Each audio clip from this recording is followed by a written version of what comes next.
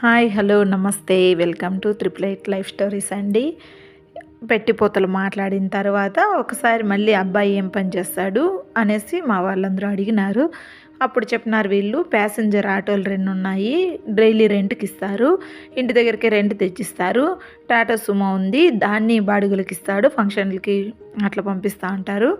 మళ్ళీ ఈ అబ్బాయి వచ్చి ఫైనల్ చేస్తారు, మార్కెట్లో యాడ్లో అంతా మార్నింగ్ ఇచ్చి ఈవినింగ్ తీసుకునేది డైలీ కలెక్షన్లు అలాంటివి చేస్తాడనేసి చెప్పినారు. సరే ఓకే అనేసి ఇంకా అంత సంతోషంగా ఎంగేజ్మెంట్ అయిపోయింది.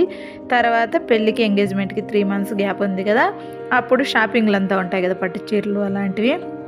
వీళ్ళు అలా పట్టు చీరలకి నన్ను ఏం పిలుచుకొని పోలేదు. వీళ్ళే పోయేసి మా ఆడబిడ్డలు ఆమె పెద్ద ఆమె పోయేసి వీళ్ళే తీసుకొని వచ్చినారు. పట్టు చీరలు వాళ్ళకి 7,000 తీసుకున్నారు, నాకు పెళ్లి కూతురికి 5,500 తీసుకువచ్చినారు. మళ్ళీ పెద్ద ఆమె కదా, ఆమె మాంగళ్యం తేవడానికి వెళ్ళకూడదు కదా, తాలిబొట్టు, దానికి వెళ్ళినప్పుడు ఎవరన్నా 1 సవరణలో అట్లా తెస్తారు.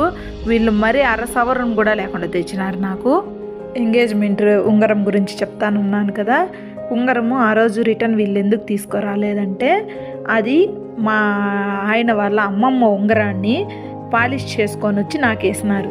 అది కూడా కొత్త ఉంగరం కాదు, అందుకే అది నాకు పట్టకపోయినా కూడా వీళ్ళు రిటర్న్ తీసుకురాలేదు. ఇది నిజంగా మీరు నమ్ముతారో నమ్మరో, నేను కావాలంటే ఫోటో కూడా ఈ వీడియోకి యాడ్ చేస్తాను చూడండి. ఎంగేజ్మెంట్లో కూడా నాకు చిటికిన వేలకే పెట్టినారు. ఇట్లా ప్రతి ఒక్క దాంట్లోనే వీళ్ళు మోసమే, కానీ మాకు తెలియదు అప్పుడు. మళ్ళీ ఎంగేజ్మెంట్ అయిపోయిన తర్వాత ఒక్కొక్కటే బయటపడతా ఉన్నాయి. అప్పుడు ఏం చేయగలుగుతాము, ఒక ఆడబిడ్డగా అప్పట్లో ఏం చేయగలుగుతాం మనము. అట్లా ఇంకా మా వాళ్ళు కూడా సరే సర్దుకున్నారు.